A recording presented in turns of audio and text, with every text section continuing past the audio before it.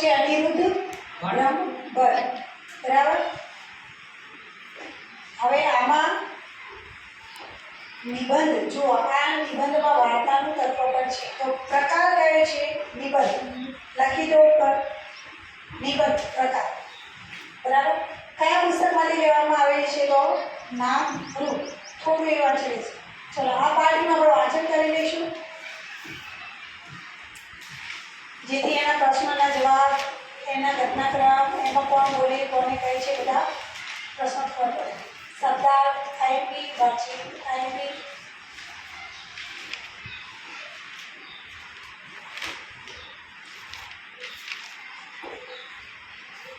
અહીંયા શબ્દો પૈકી સાચા શબ્દ નીચે લીટી કરો।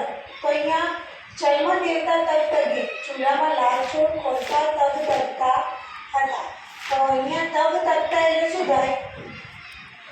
તગ તગવું એટલે તગ થવું, તેજ વાળવું કે ગરમ થવું? ગરમ થવું, બરાબર। અહીંયા લલકારી, બાવાજીએ મોટેથી એક ચોપાઈ લલકારી, ઊંચા અવાજે ગાવું, બરાબર।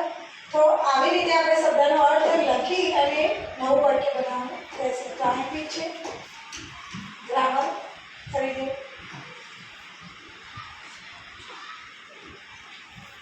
આ શબ્દ તો તમને ખબર જ છે।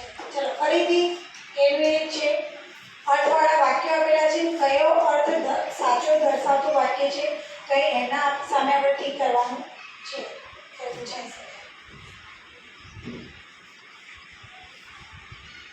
અહીંયા કેટલાક વાક્યો માન્ય સાદી સાદી ભાષામાં લખેલા, એને તમારે માન્ય ભાષામાં લખવાનું। તો આ તો તમને આવડે છે, આવું લોકો પૂછાતું બી નહીં, એમાં પૂછાઈ શકે તો આવડી છે, બરાબર। બાબુ વીજળી પાત્રને લાગુ પડતા વાક્યની સામે ટીક કરો। ઓકે, જોઈ લેવાનું, પૂછાઈ શકે, બહુ ઈઝી છે એટલે કહેતી નથી, બરાબર। અહીંયા આપણે જવાબો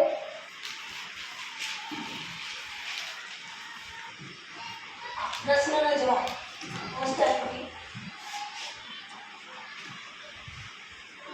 આપણે નિબંધ કર્યો તો તમારા ગામની સવાર આરતી સંધ્યા, સવાર સાંજ, તો સવારનું વર્ણન સાંજનું વર્ણન લગભગ એક જેવું હોય, પણ તો પણ થોડુંક અલગ હોય। સવારે બધા કામે લાગે, સાંજે બધા કામથી પાછા આવે, હે ને, પક્ષીઓ પાછા આવતા હોય, ચણવા જતા ના હોય, તો એવું બધું થોડું ફેરફાર હોય, બાકી આમ વાતાવરણ તો આપણને લાગે જ જોઈએ।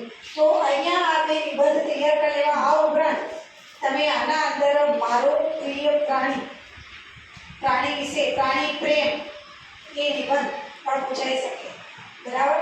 પ્રાણી પ્રેમ એ વિશે પણ પૂછાઈ શકે નિબંધ, અથવા તો મારું પ્રિય પ્રાણી, મારું પાલતુ પ્રાણી, મને ગમતું પ્રાણી, બરાબર।